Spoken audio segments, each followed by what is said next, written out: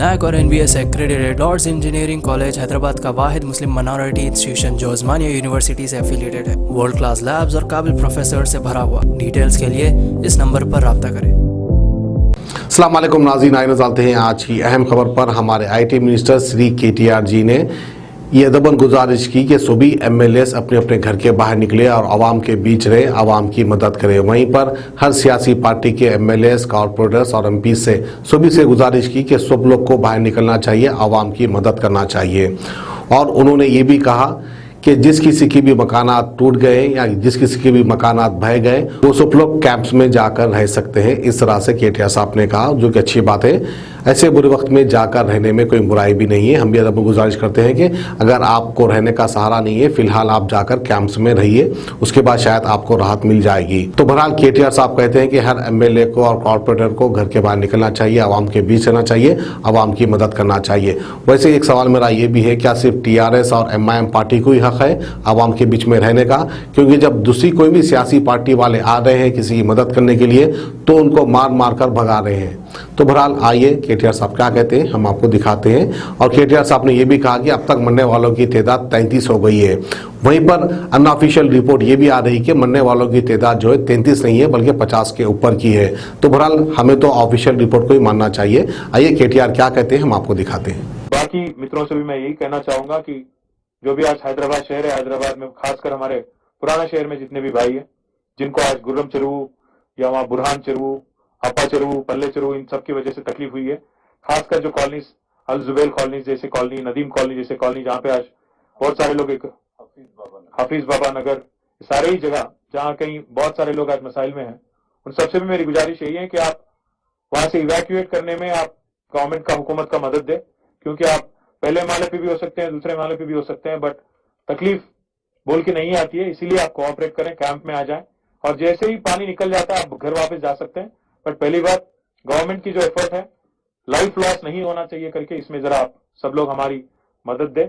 और I request all corporators of Hyderabad, all MLAs of Hyderabad, all MLCs and MPs of Hyderabad to please take part, and all NGOs and all public representatives to take part in relief operations, take part in rescue operations. Please ensure that you reach out to everybody and work with the government in reaching and relocating all of them to relief camps and ensure that there is no life loss. Once again, I'd like to thank you all, and I also would appeal to the media. We can indulge in a debate later. We can most certainly debate. We're open to questions. Like I said, about 33 people have lost lives in GHMC and adjoining municipal areas, and out of which 29 families have already been compensated from government as per the existing government orders.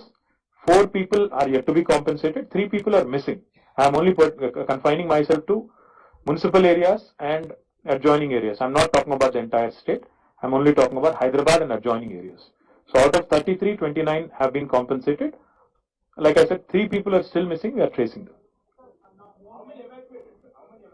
More than 37,000 families have been shifted to relief camps. But you know what happens is, this is not like a cyclone where people have to stay in a camp for 15 days. What is happening? जैसा पानी वापस जा रहा है, people are going back. So as we speak right now, there may be 2,000 plus people in the camps. But unfortunately what's happening is, as and when the water recedes, they are going back. थोड़ा भी अगर उनको, अब होता ये है भाई कि पानी थोड़ा भी निकल जाए तो हर किसी को घर जाने का मन रहता है, घर जाके साफ सफाई करना होता है, देखना होता है कि कितना नुकसान हुआ है, क्या है। तो we can't really put a number because it's a dynamic situation where నీళ్లు తగ్గాయనగానే వాళ్ళు వెళ్ళిపోతున్నారు వెనక్కి. వెళ్ళిపోయి ఇంట్లో మొత్తం సాఫ్ చేసుకోవాలి, మనీ చూసుకోవాలి, మొత్తం ఏం జరిగింది ఏం లేదని చూసుకోవాలి. We've been able to evacuate and send about 37,000 people to camps. But like I said, right now as we speak, about 2,000 people would still be in the camps. But this afternoon there is a heavy rain prediction, so that number will be increasing. As time passes, that number will increase. Like I said, IMD has already warned us that there would be heavy rainfall today accompanied by thunderstorms. So we know exactly which areas are going to be inundated.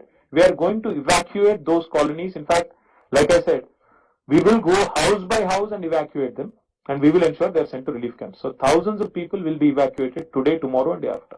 Ghazi kidney centre and multi speciality hospital, गुर्दे और बवासीर के इलाज का 40 साल मशहूर hospital, जहां हजारों पेशेंट्स क्योर हो चुके हैं। Doctor Husaini international national award winner और दूसरे डॉक्टर्स और लेडी डॉक्टर्स की जेर खिदमत गुर्दे के तमाम अमराज का मुकम्मल ट्रीटमेंट किया जा रहा है। गुर्दे फेल हो चुके हों, डायलिसिस करवा रहे हों, याद रखिए डायलिसिस कोई इलाज नहीं, इससे 1% भी गुर्दे रिकवर नहीं होते। हाँ, डायलिसिस टेम्पररी रिलीफ दे सकता है, लेकिन हमारे ट्रीटमेंट से गुर्दे फिर से फंक्शन में आ सकते हैं। गुर्दे श्रिंक हो गए हों या सिस्ट हो, गुर्दे की पथरी हो, कैसी भी गुर्दे की तकलीफ हो या पाइल्स यानी बवासीर, चाहे ब्लीडिंग हो या कोम, बगैर ऑपरेशन मुकम्मल क्योर ट्रीटमेंट का एक ही centre, Ghazi kidney centre, DLRL main road, opposite Vikas high school, Chandrayangutta, Hyderabad. Cell 9966930824 या 9391326261।